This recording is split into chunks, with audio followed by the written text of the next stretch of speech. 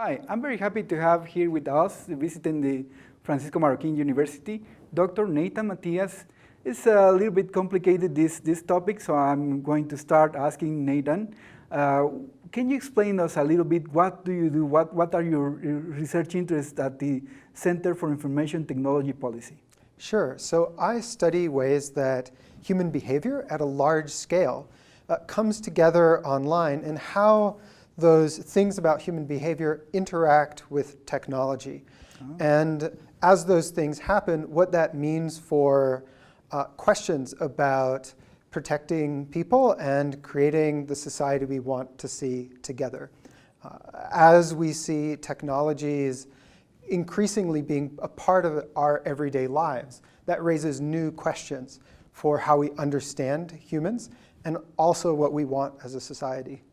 I think this is a relatively new topic in research because until recently we didn't have this technology that enabled the interaction among huge volumes of people. Is this true? I mean, is this a new field in computer science?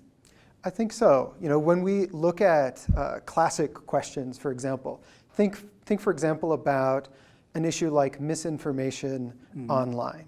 Now we know that through the entire human history, people have gotten things wrong, people have been mistaken. It's very human to be mistaken.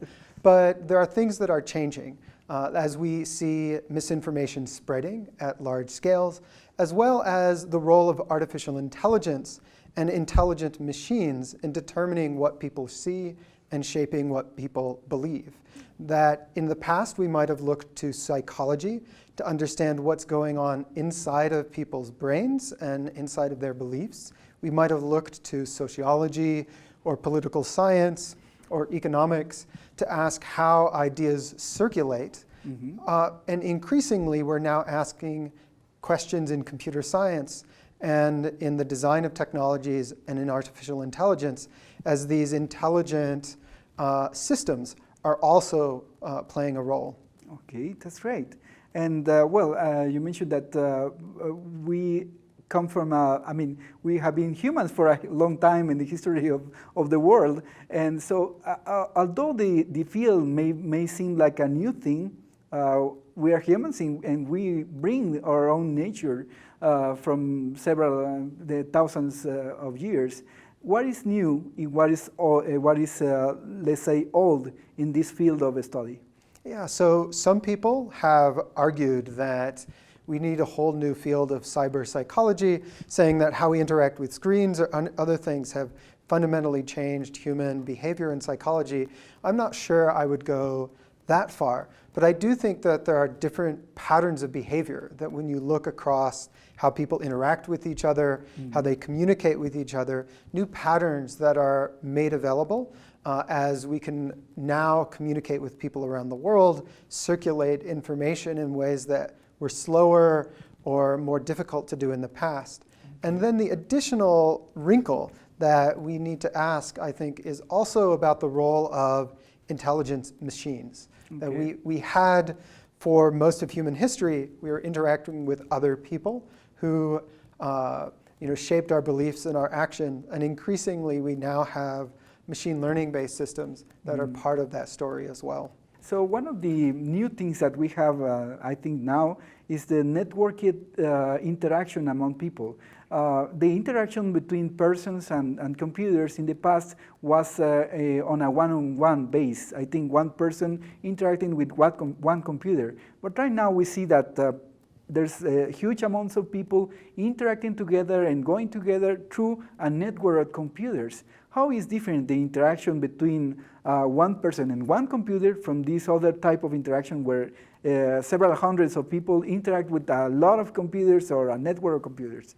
You're absolutely right. I think of some of the early research on how people behave nicely or impolitely to each other through computers. Some of the first studies that happened in the 1980s, where when they assembled those studies, they imagined people sitting down at computers sending a message to one person. Okay. But of course, now we've seen that something that you post on social media, a tweet that you send can reach millions of people within minutes. And that's unlocked new kinds of collective abilities as humans. We have things like Wikipedia, where the things we contribute to this collective resource can benefit so many people.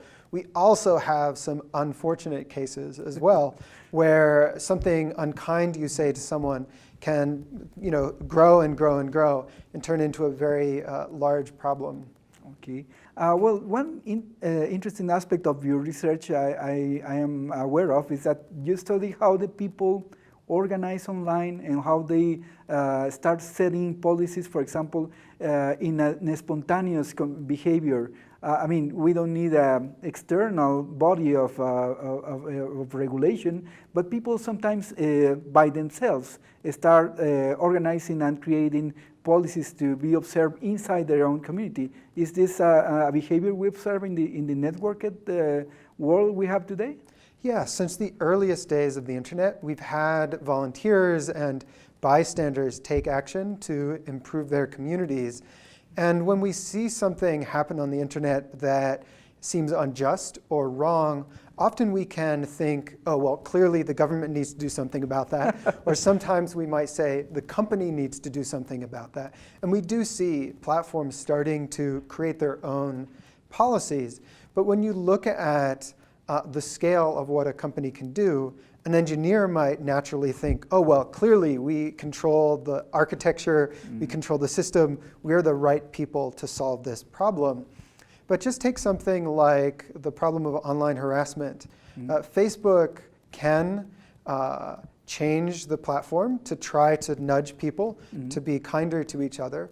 They do employ around 7,500 moderators, people who field reports that are sent to the company to make decisions according to what the company thinks is acceptable or not. But if you just look in the United States, around 46% of people who witness some kind of online harassment report also taking some kind of action. That is millions and millions of people. So when we try to look for who is most powerful in this situation, certainly governments have certain kinds of power. Certainly platforms have the ability to shape the design of a system, but both of them are dramatically outnumbered by everyday people who also have an important role to play in shaping how our communities and societies ultimately proceed. Oh, that's great. What I see is that you study this somehow conflict between the top-down approaches and the bottom-up approaches. And as I understand, what you're saying is that we need to trust on the bottom-up approaches. I mean, the initiatives that people have on internet to regulate themselves and to correct the problems that may happen in these online communities.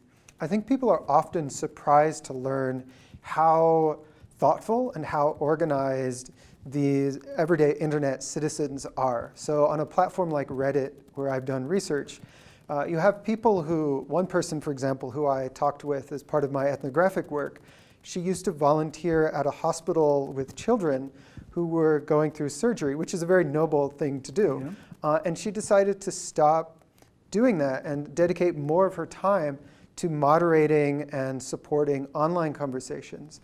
She's a moderator of a now nearly 20 million person discussion of scientific and educational topics, together with around 2,000 other volunteers, just in this one community on Reddit. And they have their own rules, they have their own dispute resolution processes. They've even written their own little bits of software to help manage conversations at that scale. And I think often when people reach for government policy or they reach for an expectation that companies will solve our social problems, they're not necessarily aware of the incredibly dedicated work that all of these volunteers do and have really done since the very early days of the internet.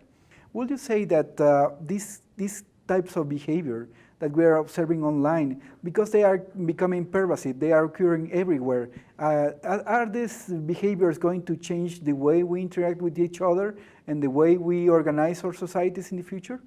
So that's already happening. Okay. We've certainly seen plenty of cases where, in the charitable world, fundraising has been changing, or the way we understand crises in different parts of the world, the way we organize our economies One example I like to think of from Kenya is just how creating mobile money systems. In many cases, there's great research by Tavneet Suri showing that it uplifted nearly 2% of people in Kenya out of poverty by making it easier for them to connect financially with people who didn't previously have access to the banking system. And so across society, whether it's in finance, to charity, to politics, to religion, these are all areas that are being transformed as we connect more easily with people, but we also have to deal with the complications of that connection. Okay, so well, it makes me really optimistic about the future because I see the societies, the communities, the human groups are having a great opportunity to create their own rules and to create their own new interactions through technology and through interaction on the web. Is that? I mean, do you share this optimism? I think right now there are a lot of people who are questioning the optimism that they initially brought to the internet. Okay. One example would be Pierre Omidyar, who's one of the founders of eBay, who's been a great supporter of the idea of the internet broadening freedom and broadening connection, human connection. Recently came out with a